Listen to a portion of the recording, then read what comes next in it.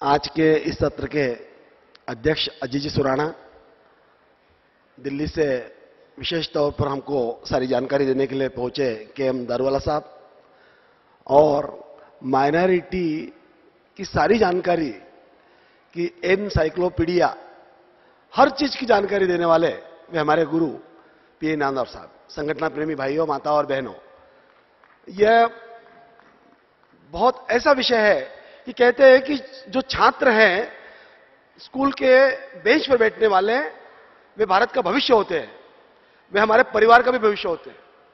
हमारा जो परिवार का भविष्य है उसको, जिसको हम लोग सर आज तक बेनिफिट समझते थे, वो सर ने समझाया कि वो बेनिफिट नहीं, वो आपके राइट्स है। क्या हमारे आने वाले पीढ़ी को क्या राइट्स है उनको, और क्या इसके बेनिफिट्स है। What is minority, linguistic minority क्या है, रिलीजियस माइनॉरिटी क्या है, इसके क्या बेनिफिट्स है, रिजर्वेशन क्या है, रिजर्वेशन और माइनॉरिटी के क्या डिफरेंट है।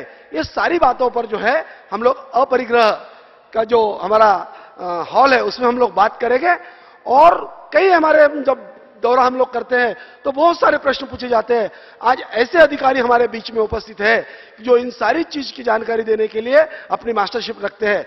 तो मैं इस अवसर पर एक दो बात आपसे कहकर इसको पूरा करना चाहता हूं कि हम अगर इन सारी चीजों के अपने राइट्स को पाना चाहते हैं तो सबसे पहले हम हमारे बेटे बेटियों का जो एडमिशन होगा, एडमिशन के समय हम लोग रिलीजन में जैन लिखवाए।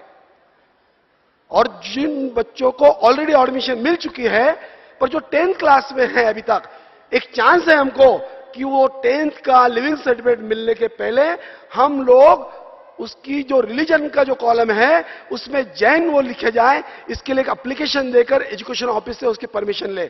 इन सारी बातों का जो है डिटेल वो हम लोग आपको, कौन से फॉर्म क्या है, इसकी सारी जानकारी जो भी आपको चाहिए वो हम लोग देंगे अपरिग्रह के इसमें। और इस संदर्भ में हमारे राष्ट्रीय अध्यक्ष जो शांतिलाल जी मुत्ता है, इनामदार साहब के साथ में, दादा के साथ में सारा प्रयास चल रहा है कि जिस तरह से हमको लिंग्विस्टिक माइनॉरिटी पूरे देश में हमको मिलती है उस तरह से रिलीजियस माइनॉरिटी भी हमको पूरे देश में मिले।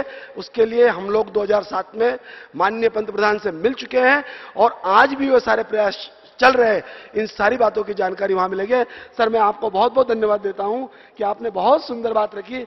आपने हमको संगठन के प्रतिनिधि के रूप में मुंबई में बुलाकर सिद्दीकी साहब और आपने उस समय भी, और मैं भाभी जी जो आबेदा बेगम है उनको भी धन्यवाद देना चाहता हूं कि आपने उस सेशन में भी हम लोगों को चांस दिया। आप सबके घर में बैठे प्रभु को प्रणाम और मेरे शब्दों को विराम।